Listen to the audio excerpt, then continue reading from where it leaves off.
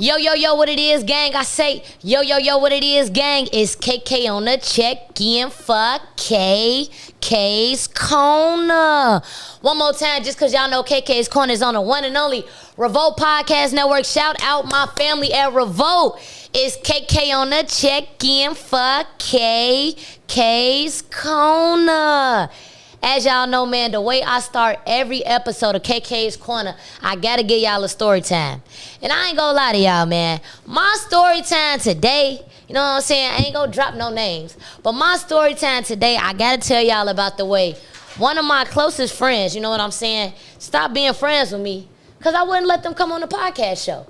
Now y'all know KK's Corner is a brand for influencers by an influencer. You feel what I'm saying? I'm a real journalist. I like to get in my journalism bag. There's certain people I see interest in. I want to bring them on the show. So it's like, Brody, I love you to death. Y'all know what I told him? He say, how much to come on the show? I say, bro, not yet. Just keep working.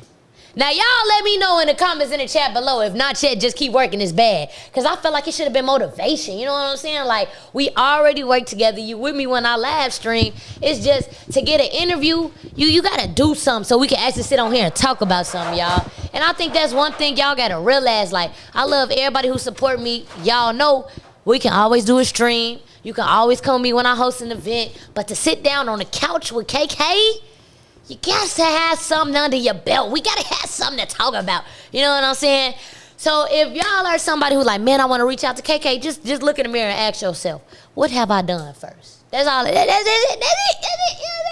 But we going to go ahead, get into my guest of the day, man. I got a very, very, very special guest, man. We got the one and only Royce Monroe in the building. He is an exec in the music industry, currently serving as the general manager of Generation Now. For those who don't know, that's an imprint under Atlanta Records.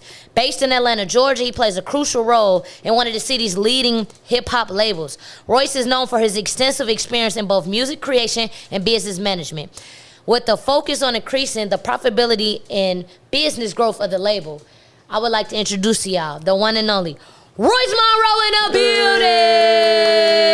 Royce, how you feeling? I'm good, KK. How you doing today? I'm good, man. It's an honor to have you here on the platform. I'm so excited to have you on KK's Corner, man. You know what I'm saying? It's an honor to be here. Yeah, I feel like I'm sitting here with one of them ones. You know what I'm saying? Likewise, because it's going down in this corner. It's going down? Yeah, you know. Hey, y'all, for those who don't know, he on his duty low stuff, man. He got the bald head with the tattoo in the back. No, but it's you got peep. It's on the walk away. So it's like when I'm walking up to you, don't see no tattoos. Yeah. Now, on the dip, you be like, yo, what's up with bro? But you know what I'm saying? How many tattoos you think you got in total, man? To answer that, because I get that question sometimes, I feel like it's more blank space than it is tats, because all mine kind of like run together. So it's like I might have like the left leg ain't got that much on it, the left arm ain't got that much on it, but like the back, the head, the neck, all that's blasted, the chest, black, you know what I'm talking about? So you know, it's a journey. Hey, you know what? Like, before we even dive into the interview, I just got to say on a personal level, I love to see it. Because growing up, we was taught, oh, you got to look a certain type of way to get in the industry. You got to be a certain type of way. Can't have too many tattoos. Can't this, can't that. But you a prime example of excelling in your industry, black excellent, even with the tattoos. But let me say this, though. It's like when you take that road, it's like you have to understand that the perception is against you. And so what that means is that you can't just do what a person that doesn't look like you does. You have to exude the professionalism. Yes. You have to under-promise and over-deliver so people can understand, like, when you look at me. Don't size me up against the general population type of thing. Yes. Very well said. Look, I always start off KK's Corner with 3 would you rather questions, man. Okay. Before we dive into that, shout out to my brand sponsor, Lost in a Stray, man. You know what I'm saying? We got a t-shirt for you.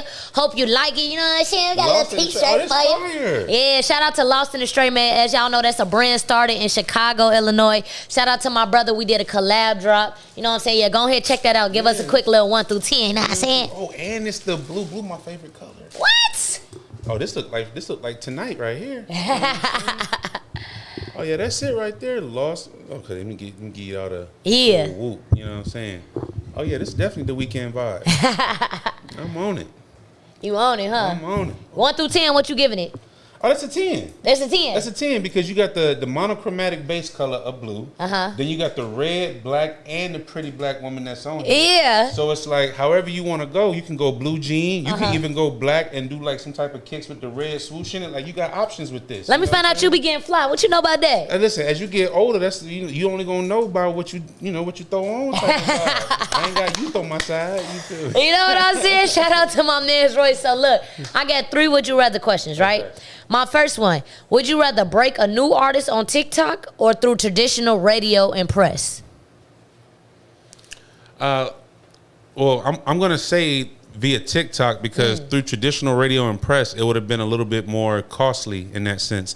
TikTok is going to be an organic discovery that allows us to leverage that social currency of attention to get on more platforms and gain more notoriety. Like the traditional way, while I still want to do that, that requires a lot of like budget approval and other things like that because you have to move around, and moving around is not free. Facts. All right. Would you rather build your own label from the ground up or run the biggest one in the world with full control? I would rather run the biggest one in the world with full control because whether it's music business or just any type of business, I feel like sometimes people focus too much on ownership versus equity. Because I could not own the company, but I could have equity in its performance. And due to it existing prior to me, I'm buying into a proven system, or I'm a part of a proven system. Like having a piece of something is more important than necessarily owning it. Because if you own it, you're going to end up doing more work than most employees. Ooh, that man giving free game on KK's Corner. I hope y'all had y'all ears open for that. If y'all didn't, make sure you hit that rewind button, man. Last but not least on my would you rather. Okay. Would you rather be known as the label that changed the game or the label that made the most money? I gotta hit you with some good ones. Ain't that one in the same though? Because if I'm changing the game, that means that I'm making an impact socially, culturally, which means that I had to profit off the situation. So, I mean, put it like this. I wouldn't want to be a label of gimmicky, microwavable music. So I'm going to go with change the game because if you know your business, you should be able to profit correctly off changing the game. I ain't gonna lie, y'all. I like his answers, but I got some questions for him. Y'all know how I get on KK's Corner. You know what I'm saying? I came prepared now. You see how I see how you coming, though. He must have, yeah, all right, I'm going to the young nigga platform. I see how you coming. I'm whooping. I ain't trying to over-whoop. Yeah. Oh, what you know about that? All right. Okay, so look, man. I got to start off easy, man. Who do you think is the real Atlanta GOAT? Future or Lil Uzi? The real Atlanta GOAT? The real Atlanta GOAT, Future or Uzi? That's almost like not even a trick question. That's like a give me because Uzi's from Philadelphia. Like even though he signed to an Atlanta-based label. Yeah, had an impact on ATL. You know what I'm saying? Like he definitely changed the game. But I mean, let's be clear. Like representing Atlanta for the longest period of time and taking it from a street level all the way up to the highest pop music levels, like no one's done it better than Future. Facts. That's just, and I'm not saying I'm not a fan of a lot of people, but Future, I'm a fan of. Like, I'm gonna pay a ticket and go to the show. I don't need to hook up. You know. What's the most you'll pay for a Future ticket? I had to ask, man. Ooh, you had to put me on the spot. Like, yeah, I'm a big fan. Said, well, how much you gonna pay for the ticket though? You know what I'm saying? Respectfully, a respectful ticket could respectfully at $250 for a show. If we getting hired in $250, it need to be on some suite, or I can go backstage. He said, "I need that VIP pass, boy." Just something, because I ain't gotta be on the front row. I can be in the upstairs with eating the food and just watching you know what I'm saying? But $250 or something like, or me and my partners go in $250 and then go get the suite type of vibe. But $250 comfortable. $250 comfortable. You know okay. So look, man, what do you feel like makes Generation Now different from other record labels? Mainly because we're more of a representation of where the generation is going, versus being kind of immersed in a regional sound. Unlike most labels, say in Atlanta, we're a label that is an industry label that's based in Atlanta. So while we always are down to expose the greatest of talents, no matter where they're from, right? It's like it's more about the game and the history and the culture for us because it stems off the legacy of DJ Drama, Don Cannon, and Lake Show with Gangsta Grills and all the monumental things they've done throughout their entire career. So we try to just be a representation of the generation, and generations change as time goes on. So just staying ahead of that curve and allowing talent to shine, regardless of if it fits into the marketplace or not, is kind of like our focus as a company, because our slogan is watch what comes next. How'd you come up with that one? Well, I ain't come up with it. You know what I'm saying? Yeah. Shouts out to DJ Drama, Don Cannon Lake Show. Yeah. But that's kind of been their vision from day one. Just even with them, how they started with the Gangsta Grills brand and just DJing, it's like it was doing something new. It was impacting and representing a culture that wasn't necessarily commercialized just yet, and they kind of help usher in the revenue. They kind of help usher in the regulation of it, because they had a situation with the mixtapes where with the them people and all that other the mixtape era was a great time to be alive. Time to be alive, but then at the same time, it's like, because it wasn't regulated, you could be popular without profitability. And in today's time, more than ever, you don't have to be popular to be profitable. You Talk got to to be him. structured correctly, because you are your own industry. Talk to him. You don't get in, you merge in. Yeah. Okay, I'm leaving. it. So look, for all the artists who's watching, they tuned in. How do you scout and sign talent? Like organic discovery versus viral hype. Like, how do we go about signing people to the label? So it's more of like, what do I look for or something like that? I tell people all the time, I've never had to look for an artist a day in my life. Like, my thing is I keep my ears and eyes open, and because I'm a part of the culture, it's like I'm just like a fan or a consumer. I'm just a professional consumer. So if it comes across, not saying my literal desk, but if I'm on YouTube and I catch wind of it, if I'm on TikTok or something, any little piece, like executives watch everything. And my thing is, a label, while we can help you do everything, we're here to magnify. So you having some form of flow or motion or vision for yourself is very important, because we're here to magnify that. Yeah, we can help fill the void if you're missing something or this, that, and the third, but at the same time, there's a person that's not missing anything that just needs a little bit more of a magnification on their situation, and they're going to have elevation. Facts. I ain't even mean for that to rhyme, but I'm just saying, I'm talking about you, the hood Dr. Seuss up in here. You know what I'm saying? This man giving us straight poetry on the mic. Seuss is No, for real though. Okay, so look, you got to tell me, what's the biggest risk y'all ever took on the artist, and did it pay off? Every artist. Every artist. Talk to me. Because at the end of the day, the label is in the most vulnerable space when it comes to this music business, because essentially we're the bank behind the possibility of this product. Facts. And then based on what we build, the product retains all the notoriety. The label will retain its ownership from a profitability standpoint with the music that was made during that time.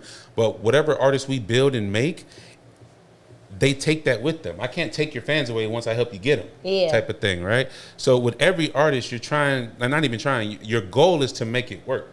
So every time you sign somebody, it's a risk. One of my bosses said this the other day, because we talk, we're in talks of signing some more artists or whatnot, and it's like, it's more than just signing somebody to paperwork. Like, you're going to become a part of this person's life. Like, we're going to be connected to this human. So when they have human situations or human problems that are not defined inside of a business contract, you still got to understand that this is still your business partner, your investment, so on and so forth. So if we stick into the contract, I can't, I don't want you to fall, so I might have to do something that's outside of the contract. I might have to extend help that's not detailed in our agreement. And then there's nothing that details that I get the return on the help that I give you that's outside of what we agreed to. That's deep. Hey man, it gets deep. It gets deep. I can only imagine, you know what I'm saying? Especially being in your position, because like you said, that's a great point. It's deeper than just signing an artist. You really tied into their whole life. It's not just about managing the music. At this point, you kind of managing a personality. Essentially, because the person that the artist is what matters. Like, the one thing I try to tell artists, they be like, I'm just, same story you were talking about earlier, where it's like, because I know this person, I'm supposed to be able to get this opportunity. And it's just like, not so much. Like, me knowing somebody should coincide with me earning the opportunity, type of thing. To where it's like, yeah, you know me, but it should also be a sense that the work you've done allows you to engage in this opportunity. So me knowing you just makes it that much easier when we do what we doing, type of vibe. You feel me? Like, we never met, but because you working and I'm working, we just vibing because we got the work mentality. Facts. You know what I'm really interested to ask you, and this is actually not even on my sheet, right? Okay. It just came to my head, like, I see this term a lot online on social media, and I'm pretty sure all the viewers who are tuned in, Y'all probably done seen this a lot. Y'all probably wondering the same thing. What you being in your position, how do you really genuinely feel when people say industry plant, industry plant, industry plant, industry plant? I hear it all the time. When a new artist pop out, like my girl Doechii, she been going hard for years. Y'all can look up her YouTube and see her whole grind. But they love to say, she's an industry plant. Sexy Red may be an industry plant. This person is an industry plant. How do you even feel about that whole term? I mean, I don't look at it in a negative sense because it essentially means that whatever strategies that we set up to implement or break into the marketplace have worked, and the consumer can identify how it happened, so they have to just, you know, make up magic to it type of thing. Like everything you see, even if it's like a Drake Kendrick situation with not like They Not Like Us, like all this stuff is strategic. Like if someone told you like, hey, they planned on dropping that the first day they had an issue, you'd be like, no. Like, yeah, some people, when you think ahead, you can get ahead. Yeah. Oh, that's a good. I got to wite that one down. You team Kendrick or team Drake? I'm team Culture. Oh, so, hey, he's too media trained. Too much PR training for KK's questions.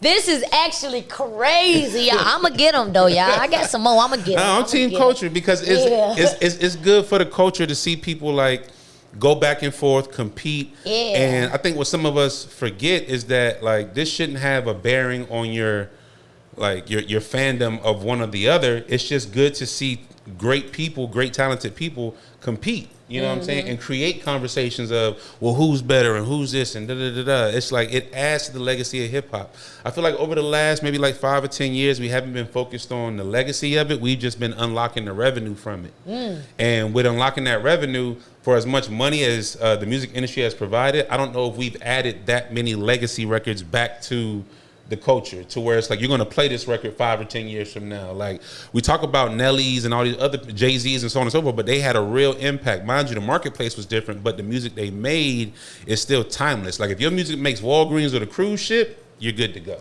I don't feel like nobody is really making timeless music like that no more. I feel like it's all like hits for the moments. Like it's hard to catch new artists making timeless music nowadays. I mean, well, everybody has to up their game, not just the artists, because even people that chase titles, like I tell my interns, like don't chase a title. Like I'm a general manager, that has no indication of what my skill sets are. You just can understand the magnitude maybe of what I may handle, but as far as what I'm talented in and what I do in the industry, that could be a multitude of things that a title can't describe. So it's like always focus on the skill sets, not the title. Yes, man. Speaking of the industry, man, word on the street, they say Jack Harlow is like the biggest artist on y'all label.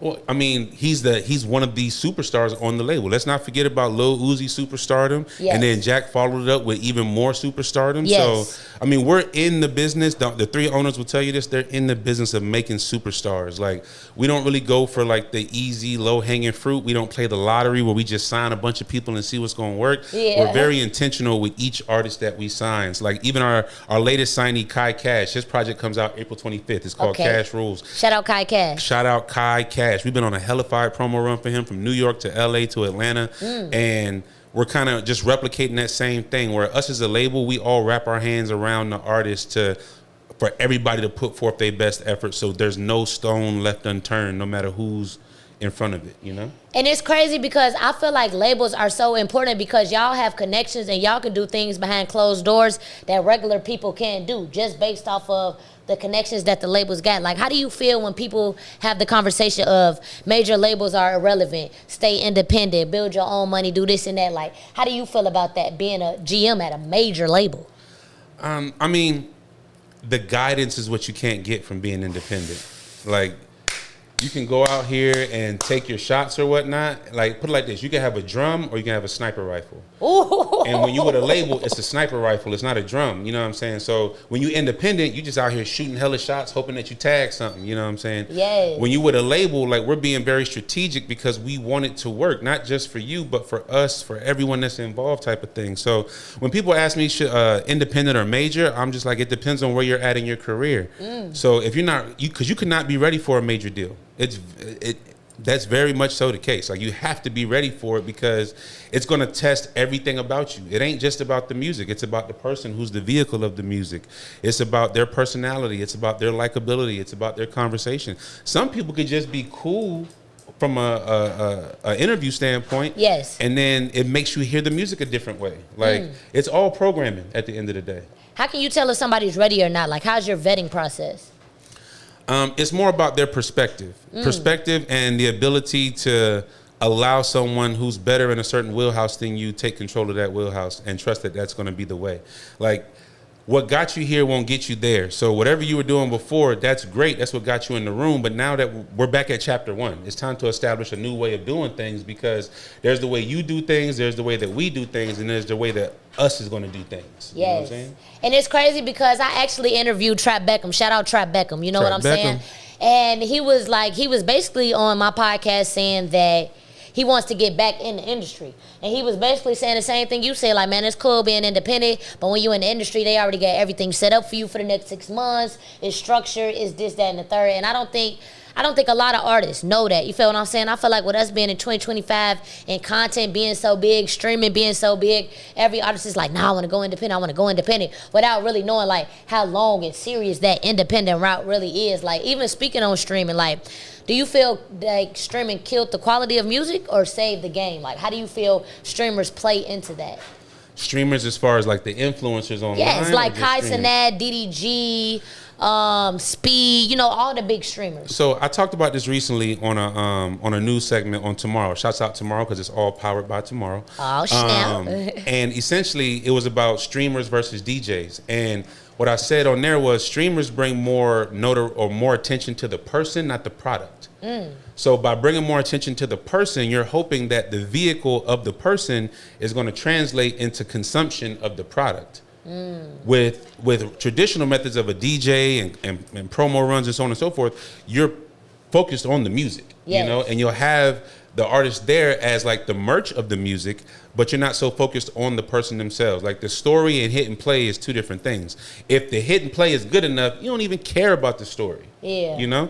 And for us as the record label, our goal is to sell the music. We want to sell the artist as well. But the music is what everybody is, you know, profiting off of. Yes.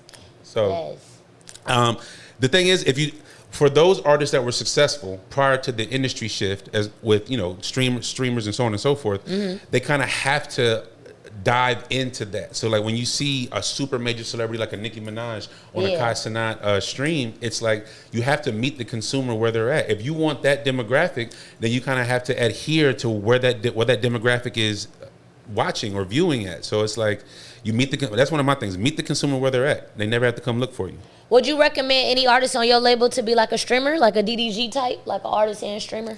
I think every artist on our label is because they're a person first, so their personality is super engaging. So whether it's Uzi, Jack, Kai Cash, Don Cannon, DJ Drama, Lake Show, like the staff, the artists, like everybody is like a person, and I think that's what makes the difference when we kind of put our heads together, because it's a label full of creatives who are business minded. Yes.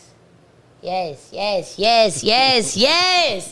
he ain't got nothing but great answers, man. Look, we finna get into this KK trivia. Make sure y'all stay tuned. We're gonna see how he do on this trivia game. Then we're gonna come right back to the podcast episode. It's KK on the check-in. Let's get it.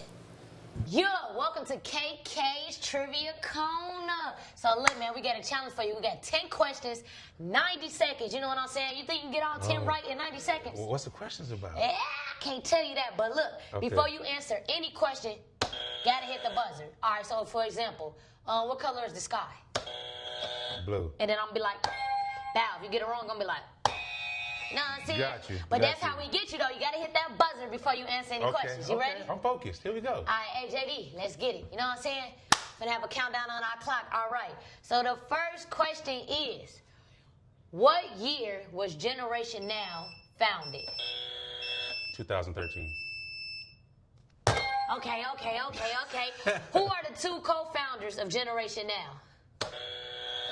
It's actually 3. DJ Drama, Don Cannon, and Lake Show. I know that right. He said fact check. Okay, all right. What's 10 times 7?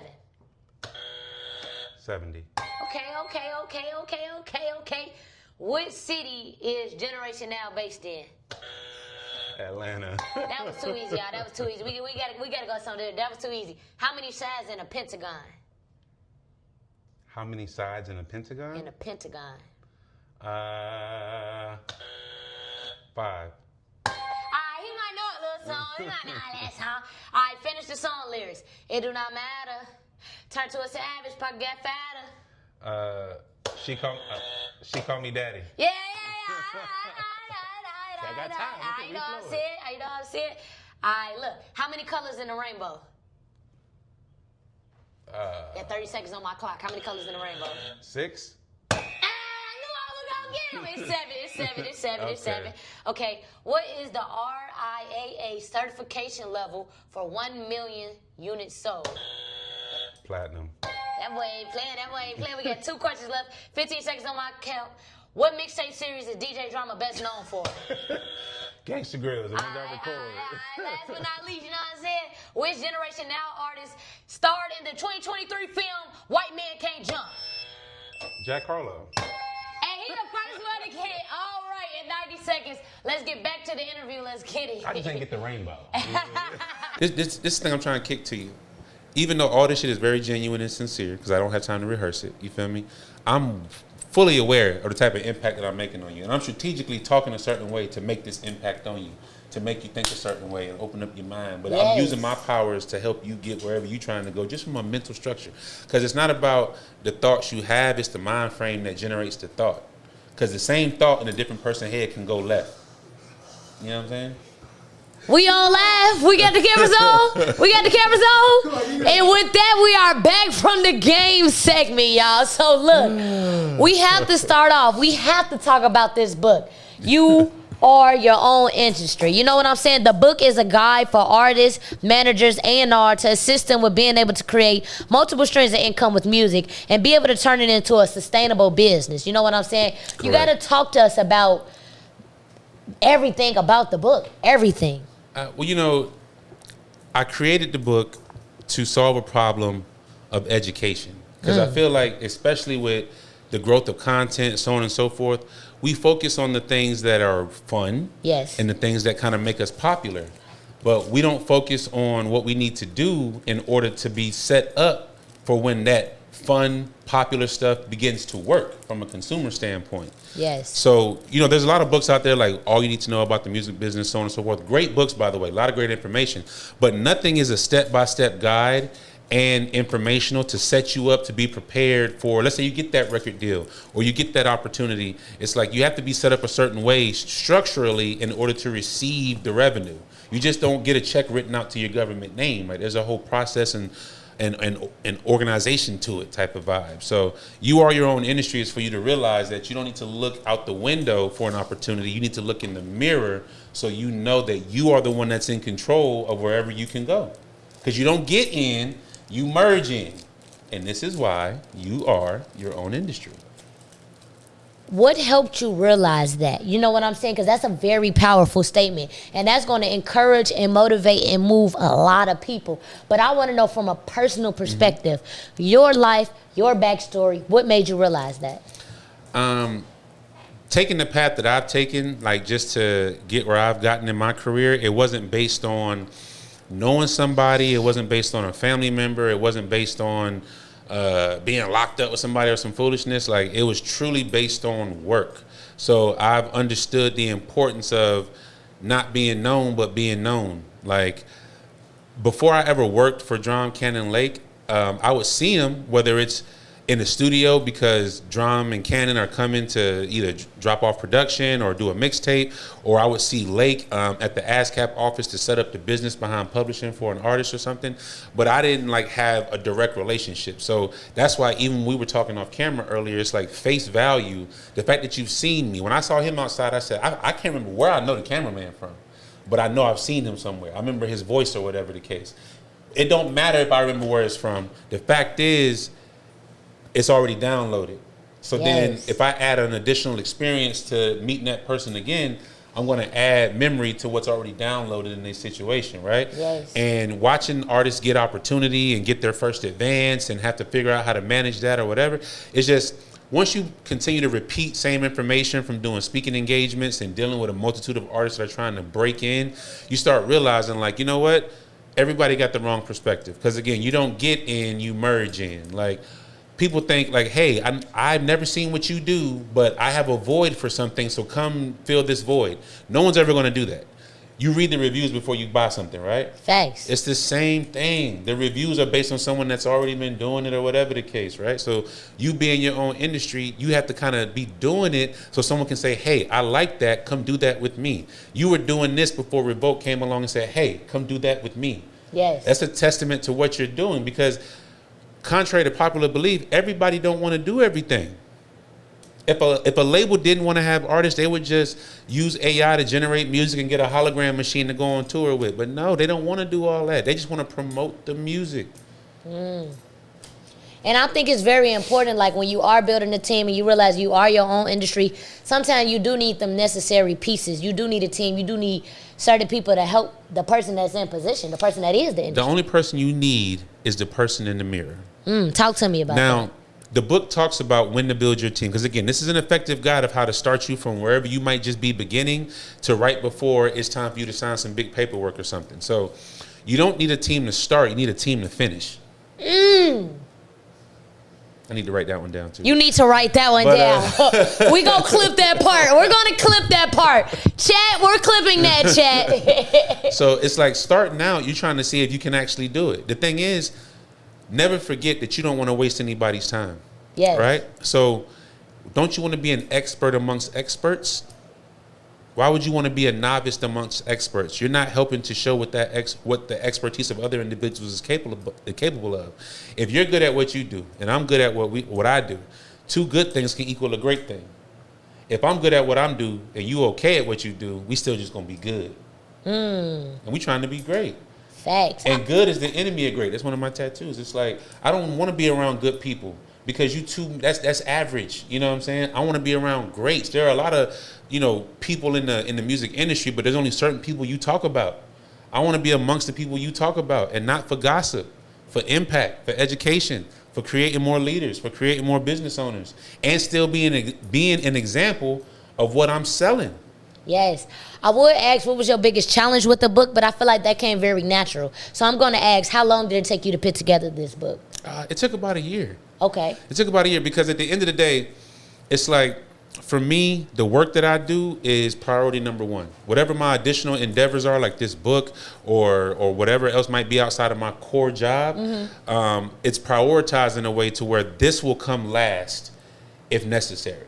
Yes. Because the things that I do are what allow me the blessing to do other things.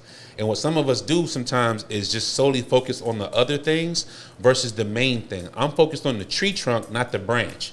If the tree trunk is solid, I can always regrow the branch.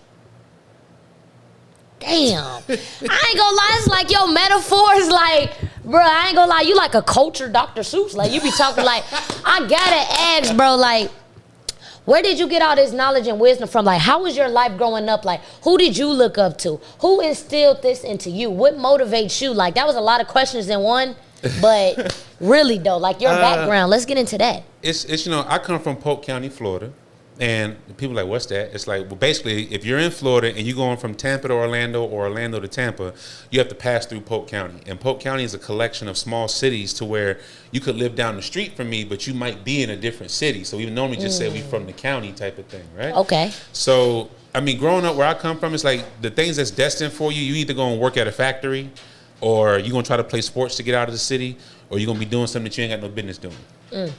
So knowing where I come from is one thing. The way my mom raised me is another, because, when you get older and you realize what the reality of your situation was as a kid, even though you never felt that because of the love you was being given as a kid, it makes you realize how much love you really was receiving. I couldn't imagine how my mother did it. You know what I'm saying? I don't have none of the liabilities that she got at the same age type of thing, but it's like, man, you feel what I mean? Like, you got me here. So I just don't forget where I come from. I don't forget that. I don't forget about the day when I didn't have all these opportunities, because it can all go away.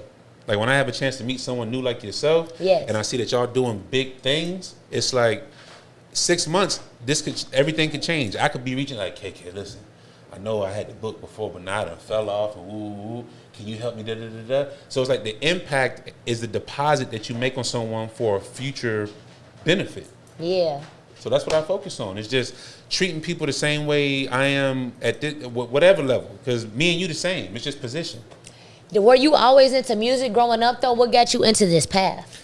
I was always into audio. I was one of them kids that had like the little recorder with the microphone on it, going around just saying something to somebody. And my brother was a DJ. My mom worked at an AM station, and then the station ended up having my brother on as a DJ.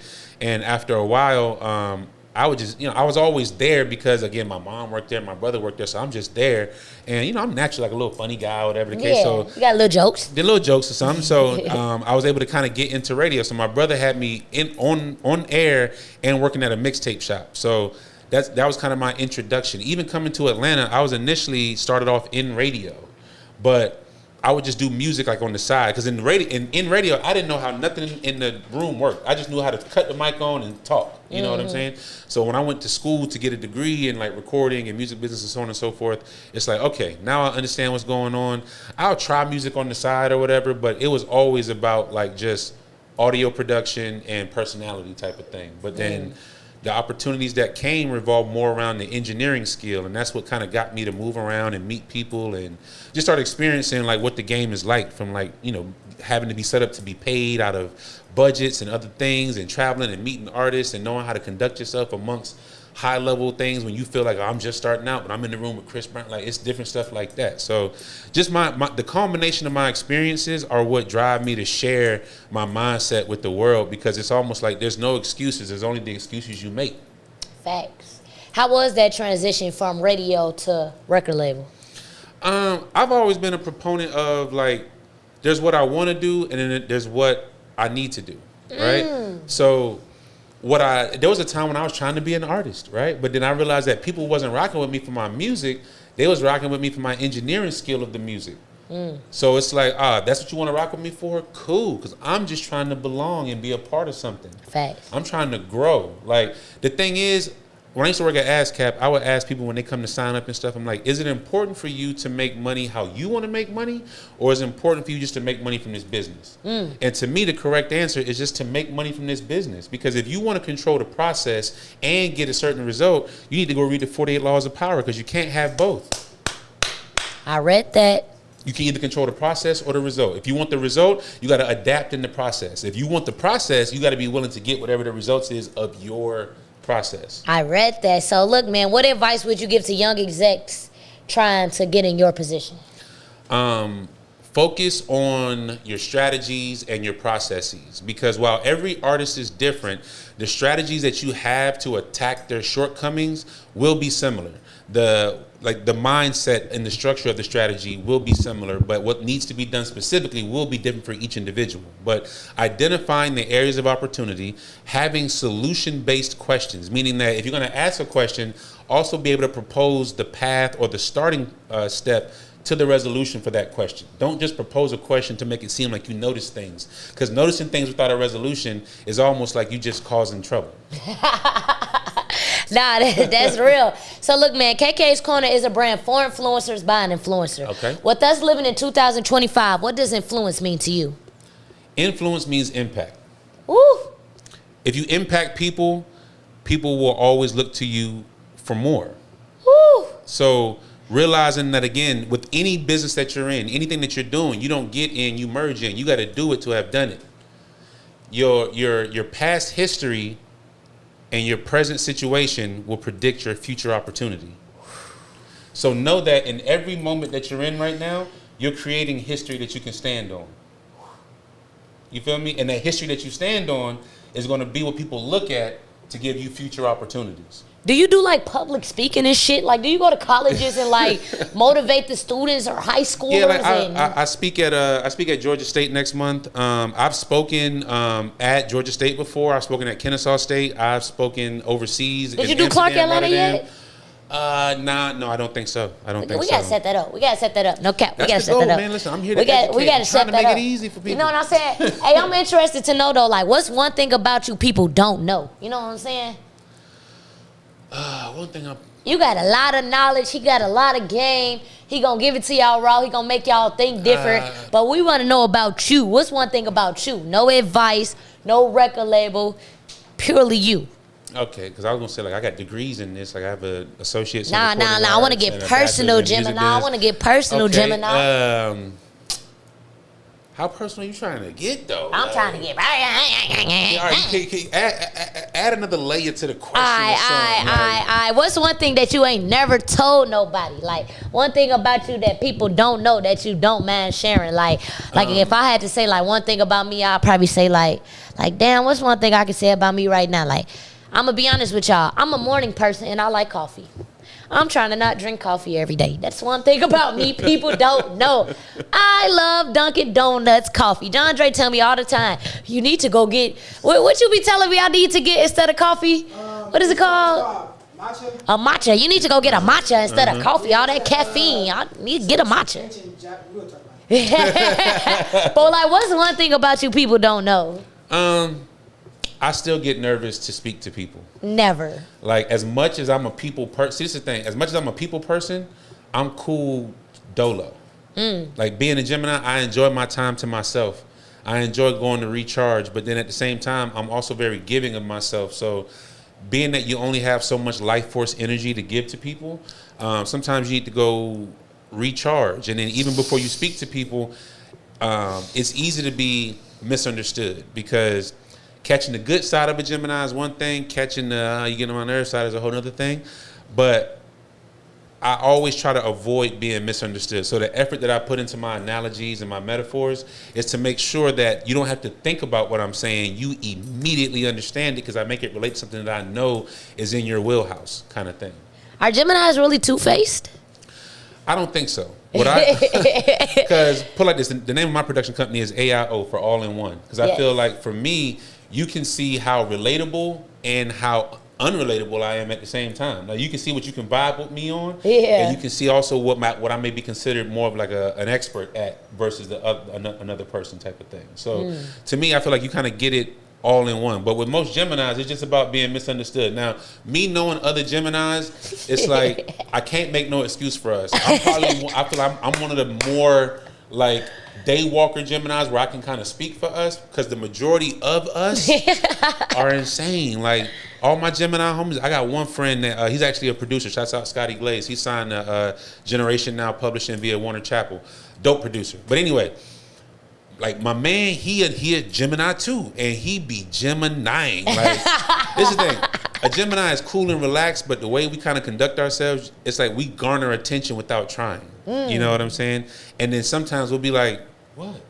You know what I'm saying? It's like, bro, you know what you're doing to be like doing what other people don't do. I realize how shiny my jewelry is and other stuff like that. It's just like, that's just part of the Gemini. So it's like, if your Gemini be Geminiing too much, it might be too much for some people, because we very like strategic from a mental standpoint. Yeah, and it's like you're so awake and you're so aware of everything. Like, is it hard deciphering from like splitting your time between business and personal? Like okay, well, I can't really rock with you because you're not as awoke am I? Or is it like, nah, I'm just showing love to everybody? Like, when it comes to your personal circle, because I know it's really important about the energy that you keep in your personal circle. Well, yeah, in my personal circle, it's like, something I tell my interns is that people who get along don't all do the same thing. Like rich people hang out together, not people who work at the same company. Oh. So that's like, you might have, like, when I go visit my boss at his house, I get to meet some of the most amazing people, right? Yeah. But like, so he's obviously a record label owner, music executive, but then this other guy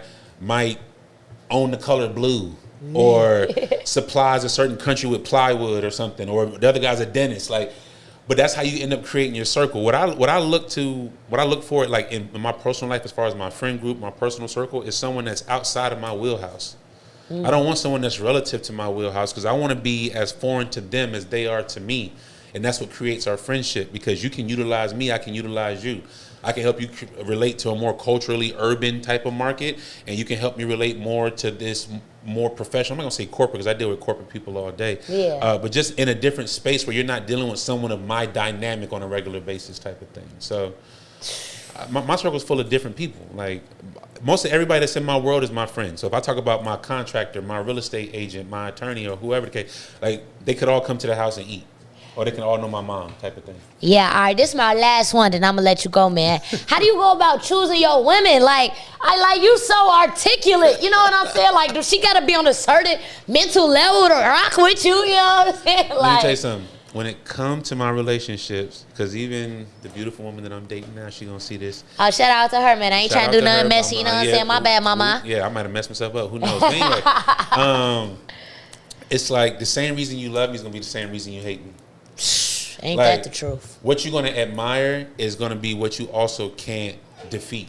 You feel me? Like, if you want to work for a leader or work with the boss or something like that, he's a leader. He's a boss. You feel me? And if you admire him for such things, it's like there's the side of it where it plays good for you and you love it, and there's going to be the side where you don't necessarily appreciate it because it could show your insecurities or what you consider to be flaws in yourself. You know what I'm saying? When you can't forget that I'm still in this with you. So however I think about myself, I think about you in that same capacity because you represent me. If the shirt don't look good on me, I'm not going to wear the shirt. And there y'all have it, man. The culture Dr. Seuss, the one and only Royce Monroe in the building, man. Make sure y'all follow him, support the journey. If you're an artist looking to network, connect, man, y'all know where to find him at. Make sure y'all get this book, You Are Your Own Industry. Where can they purchase this book at? It's on Amazon. If you go to Amazon and type in You Are Your Own Industry and just type ROY, you didn't have to put the full Royce out there. It'll pop right up for you. I promise you. If you catch me in the streets, stay in the trunk of the car, so feel free. Yeah. And yeah, I just want everybody to get the knowledge because the more you know, the more you can grow. Because you don't get in, you merge in. Yes. And this is why, say it with me, you are your own industry. Yes, you are your own. Come on, one more time. One more time. You are. Hold on, you gotta set it up. Because again, you don't get in, you merge in. And this is why you are your own industry. It's KK on the check, yeah, fuck K. K's Corner. Love it here. If y'all tuned in on YouTube, make sure you like, comment, subscribe. If you are listening on Apple Podcasts, Spotify Podcasts, Revolt Podcast Network, make sure y'all press download. Make sure y'all tune in. Make sure y'all get this book. You Are Your Own Industry. It's KK on the check, yeah. We appreciate his time, man. Let's get it.